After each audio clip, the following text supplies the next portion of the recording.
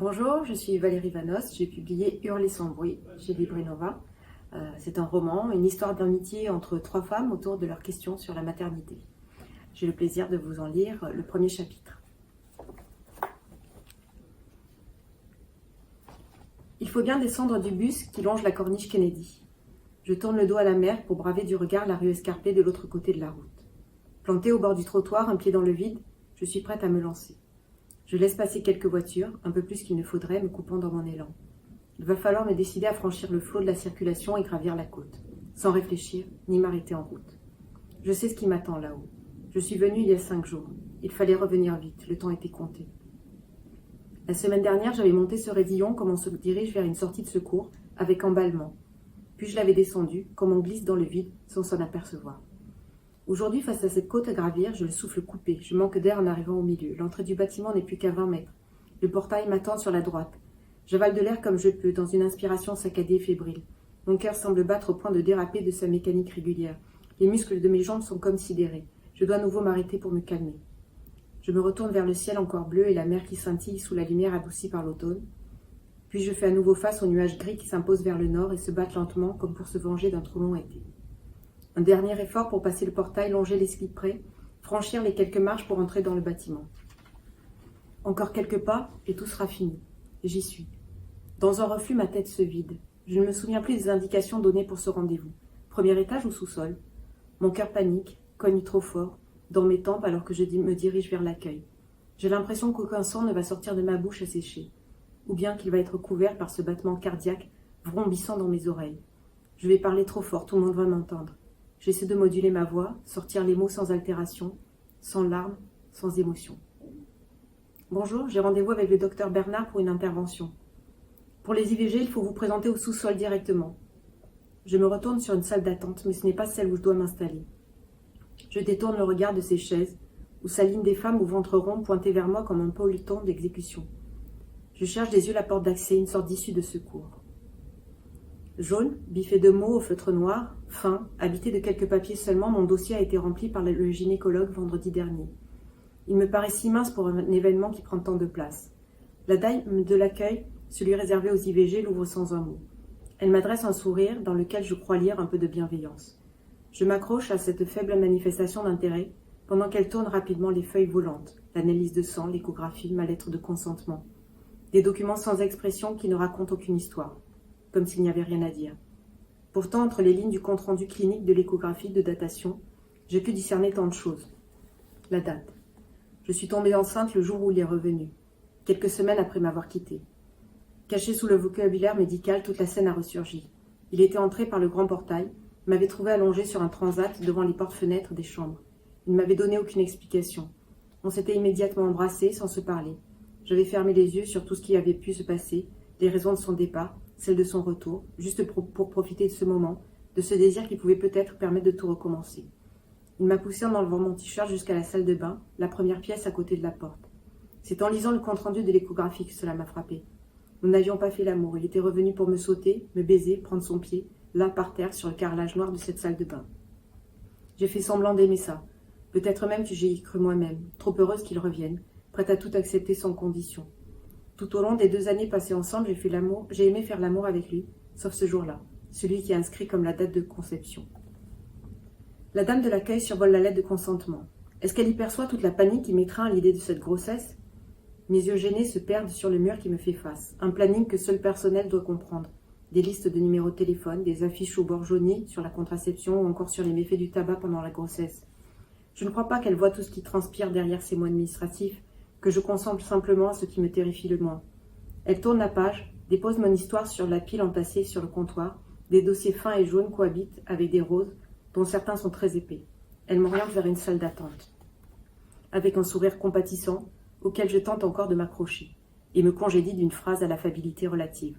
Ne vous inquiétez pas, c'est juste un mauvais moment à passer. Dans la pièce carrée, assise sur un bout de ma chaise, comme si l'idée de me poser davantage ici n'était pas supportable, je me concentre sur la saleté des murs. Je n'ose pas croiser le regard des gens assis dans ce face-à-face imposé. Du coin de l'œil, j'aperçois une toute jeune fille, menue, le regard absent, le cheveu filasse, cachant son visage, accompagnée d'une femme plus âgée, sa mère sans doute. Et puis 2 filles d'à peu près mon âge, brunes, encore dorées par l'été, se tenant la main avec chaleur. 2 copines dont j'envie l'intimité. Et puis 3 couples, plus âgés. Je les sens différents sans trop arriver à comprendre pourquoi. Les regards sont furtifs. Je m'invente des histoires de chacune pour encombrer autrement ma tête. Comment sont-elles arrivées là? Comment ont-elles pris cette décision? Comment ont-elles parlé de ça à leurs copines, à leur mère, à leur petite amie? Le premier couple sort à la suite d'une infirmière armée d'un lourd dossier rose évoquant une insémination. Dans une sorte de dégoût qui me saisit jusqu'à la nausée, je comprends la répartition entre dossier jaune et dossier rose, entre celles qui attendent un enfant dont elles ne veulent pas et celles qui espèrent un enfant qui ne vient pas. Quand les regards des autres filles croisent le mien, nous baissons les yeux. Une complicité qui s'interdit de se dire, la peur de ce qu'on va faire, la gêne face à ces couples. Je me sens m'éteindre, prise entre ma honte et mon absence de révolte face à ce mélange des genres aussi immonde que la couleur des murs, face à cette claque qui nous est envoyée en pleine figure. Alors que 2 couples attendent encore, les dossiers jaunes sont appelés pour rejoindre une chambre. L'infirmière nous demande de nous déshabiller et d'enfiler une tunique. Je n'aime pas cette femme, j'ai envie que ce soit la dame de l'accueil avec ses phrases maladroites qui s'occupe de moi. L'envie de le réclamer me monte bêtement jusqu'à la gorge nouée par la peur de ce qui va arriver, l'absurdité de cette requête.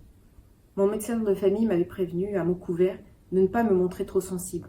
Je peux avoir un rendez-vous rapide dans ce service d'orthogénie, mais son personnel n'a pas la réputation d'être très chaleureux, m'avait-il dit. L'infirmière revêche passe devant chaque fille. Assise sur le lit trop haut, la tête penchée sur mes cuisses, mes mains tirant sur la tunique comme pour me protéger, je laisse nerveusement mes jambes battre dans le vide. Je chantonne dans ma tête pour ne pas entendre par pudeur leurs échanges. Je regarde mes pieds nus et pâles qui dansent la pointe vers le sol sans le toucher, en attendant mon tour. Elle se campe devant moi avec mon dossier, le dernier, me regarde à peine en m'interrogeant, un mélange de questionnaire médical et d'interrogatoire policier. Vous n'avez jamais eu d'intervention? Je secoue la tête. Ah, positif? Oui. Vous n'avez pas passé l'entretien psychologique? Non, je suis majeure. C'est pas parce que c'est obligatoire pour les mineurs que c'est interdit après 18 ans, vous avez bien réfléchi? Oui. Vous êtes sûr de votre décision? Bien sûr. Vous en avez discuté avec le père? Je ne vois plus rien. Une brume voile mes yeux, s'insinue dans mon cerveau. Le mot père me trouble. Il m'avait déjà bouleversée et effrayée la semaine dernière lors de la consultation. J'avais tout à coup craint qu'on me demande son accord. Comment allais-je leur donner, puisqu'il ne répondait plus à mes appels, alors même que la date limite approchait? J'avais vu défiler ces dernières semaines avec panique, au nombre de fois où chaque jour j'avais essayé de l'appeler, au début pour lui parler, puis pour savoir si son silence signifiait que tout était terminé entre nous. Enfin, pour lui annoncer que j'étais enceinte, que j'avais peur, que je n'avais osé en parler à personne, que j'étais seule, que j'étais perdue, que je ne savais pas quoi faire, qu'il fallait prendre une décision très vite. Face au médecin, à la frayeur qui m'avait submergée, j'avais préféré raconter une autre histoire. Je décidai spontanément de resservir la même version. Je ne sais pas qui est le père. Vous n'en avez aucune idée? J'ai eu plusieurs partenaires à ce moment-là. J'ai vu dans sa grimace tout son mépris, ses pensées transpiraient. Quel était son niveau de langage? Marie, couche-toi là, pauvre fille, salope ou putain? Sous le flot silencieux des insultes, j'ai baissé les yeux. C'est un peu tard pour pleurer sur votre sort. En tout cas, je vous conseille de faire le test HIV. Elle a noté quelque chose dans mon dossier en appelant l'adolescente qui a lâché la main de sa mère et s'est mise à pleurer. À travers les chuchotements des 2 copines, j'entendais la complicité, le soutien, les petits rires qui servent d'échappatoire. Assise sur les draps ternes, j'ai attendu qu'on m'appelle, les jambes toujours dans le vide. Mes pieds ne dansaient plus. Je les regardais faire des ronds comme pour m'hypnotiser. J'aurais voulu dormir, me réveiller quand tout serait terminé. Ici, on préfère pratiquer une anesthésie locale, avait prévenu le gynécologue sans me donner le choix. Je suis entrée dans la salle en m'excusant, je ne sais pas bien de quoi. Le médecin m'a rassurée pendant que l'infirmière m'installait et relevait ma tunique.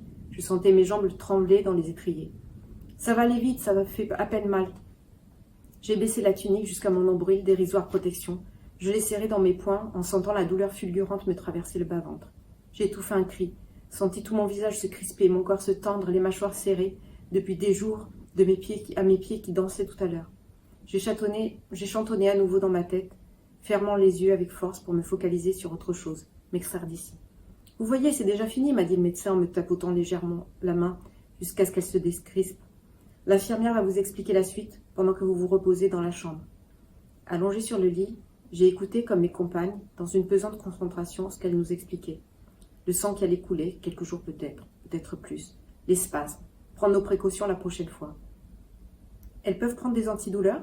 La mère de l'adolescente qui pleurait à présent en silence a posé la question pour nous toutes, comme si elle nous prenait chacune dans ses bras. Je lui ai souri pour la remercier. Je longe à nouveau les cyprès. Le ciel semble hésiter à vouloir s'éclaircir. Un énorme nuage joue avec le soleil, laissant sortir un peu de lumière, avant de venir s'opposer à lui. Le sentiment de soulagement qui émerge tergiverse lui aussi. Il vient se heurter au poids écrasant que j'ai sur le cœur. Le manque du garçon que j'aime et qui est parti m'envahit, vient se confondre avec un vide indéfinissable, indicible, qui peu à peu prend toute la place. Assise dans le bus, j'entends les rires d'un groupe d'adolescents fusés derrière moi. Les rires coulent en un flot rassurant. Et ils me murmurent que j'ai à peine quelques années de plus qu'eux, que c'est la vie, que rien n'est grave, à notre âge et que ça va aller. Des effluves de leur musique me montent à la tête. À d'autres moments, j'aurais eu envie de danser. Le refrain de Billie Jean de Michael Jackson arrive jusque sur le bout de mes lèvres. But the kid is not my son.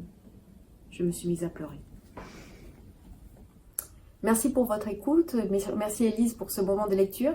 J'espère que ce premier chapitre vous a donné envie de lire la suite. Vous pouvez commander la version e-book ou brochée de Hurler sans bruit sur toutes les librairies en ligne ou dans votre librairie préférée. À très bientôt. Merci beaucoup.